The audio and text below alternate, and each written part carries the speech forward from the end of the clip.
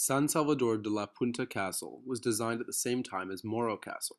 It is set directly across the bay from it so that the two could complement each other in defending the entrance to the channel.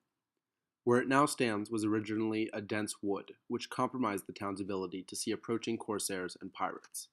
In 1559, it was decided that lookouts would be posted there. In 1590, construction of defenses began in the same location under the engineering expertise of Juan Bautista Antonelli, the same engineer who designed Morro. Progress moved slowly, and in 1595, a hurricane severely damaged the construction site and what work had already been built. As the work continued, more and more delays caused Antonelli to decide that La Punta would be a keep, not a fortress, covering a smaller area and housing a reduced number of guns and men. La Punta first saw military action in the Battle of Havana. Since the British attacked Morro from behind, La Punta was unable to support its counterpart without risking hitting it as well. When Morro was eventually taken, all of the British guns were focused at La Punta first.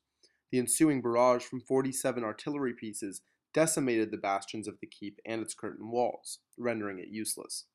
The British laid several heavy chains across the bay after capturing Havana, tying their ends to the cannons in Morro and La Punta as the winch houses of both had been destroyed. When Havana was returned to the Spanish, they reconstructed La Punta as it had been an important symbol for the city, represented by the second stone tower on the city's coat of arms.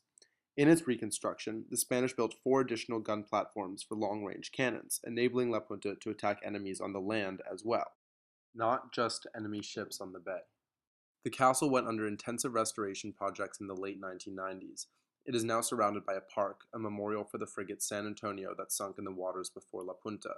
The park contains some of the ship's cargo as decorations and a statue of the General Maximo Gomez.